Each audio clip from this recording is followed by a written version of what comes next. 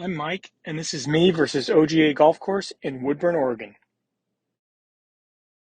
The first hole is a 347-yard par 5.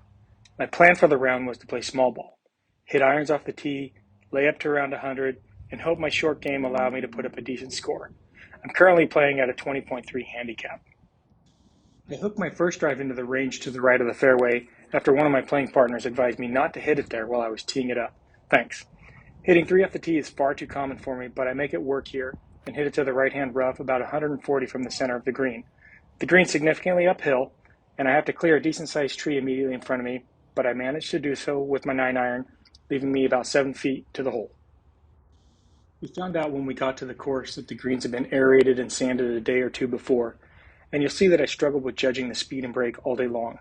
I've never seen so much sand after aeration. It was like playing in kitty litter on some of the greens, which is probably a good thing because today my putting was shitty. I'm 2 over now, heading to the 381-yard par 4 second hole.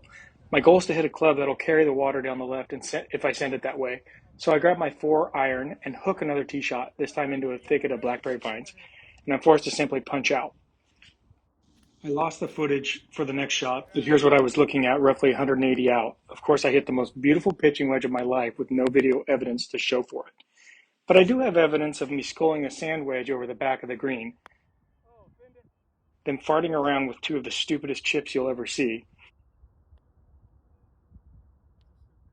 followed by my second pulled putt, a 10-footer.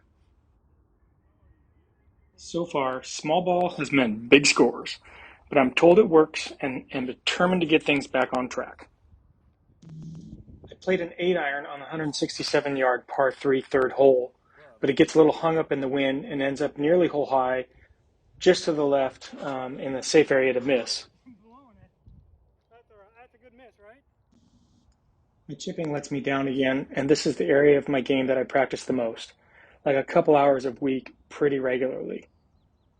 It's a little demoralizing when a part of your game that you practice so much lets you down early a couple of times in the round. But here you have to realize we're only 3 holes in. There's a lot of holes left to go. There's still time to get this thing back on track. Unfortunately, I'm told that the 4th hole is a nightmare. Not the best place to try to get things back on track because of its quirky hourglass layout. So I swung 7-iron off the tee to avoid the narrowing downhill fairway run out into an environmentally sensitive area, and it goes okay.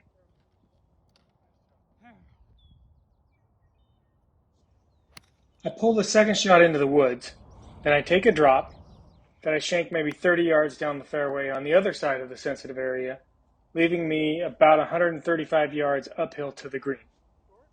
From 135 out, my 9-iron comes up just short, and my chip, while better than the last few, still belongs in the kitty litter.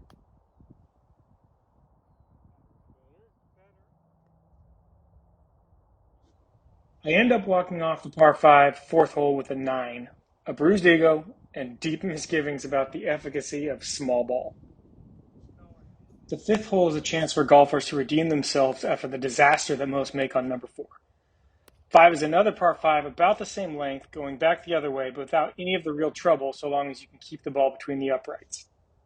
I go with 6-iron off the tee, and it finds the left side of the fairway. I'm still way too far out to think about anything other than laying up. My second shot is a flush 7-iron to my favorite layup number of 93.86 yards.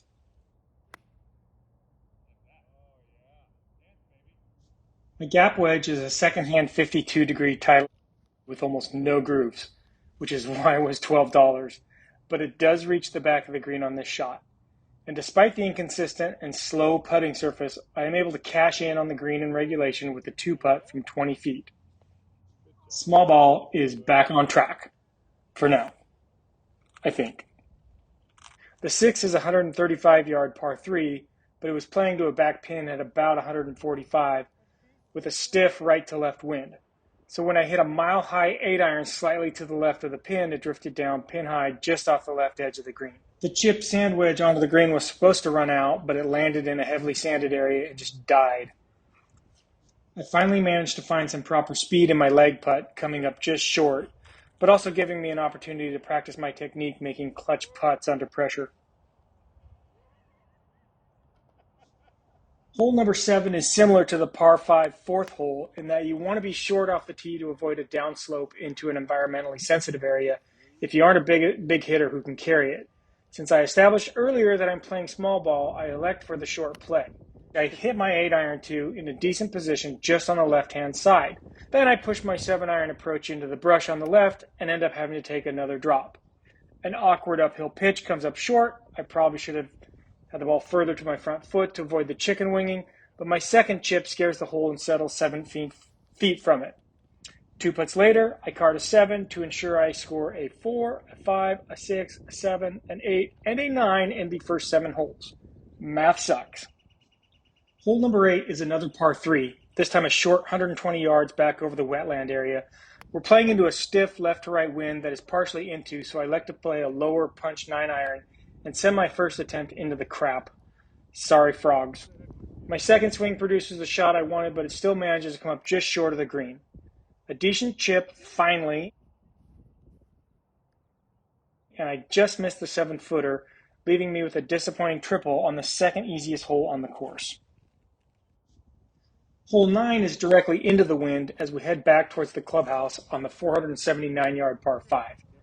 I hit a chunky 3-iron off the tee, but am fine being in the middle of the fairway. My plan was to hit a 5-iron to lead me around a 150-ish approach shot, but I pulled it a bit and was left with 190 to the center with a back pin at around 205. I was about to hit another 5-iron when I decided to go with my 4-iron due to the heavy wind. I flushed it all the way to the back, leaving me with 15 feet downhill through the kitty litter green, which I accomplished in 2 putts. Safely home with a par, and small ball back on track and ready for the back 9. A quick recap of my performance on the front 9 reveals I had 19 putts with only 1 3-putt. I'm okay with that, and it's acceptable considering the current condition of the greens on that day. I had 4 extra chips due to execution errors, 2 alone on the second hole. I had 5 penalty strokes, which is absolutely atrocious. I count up my score. I got a 4, 3 5s, 2 6s, a 7, an 8, and a 9, 55 on the front.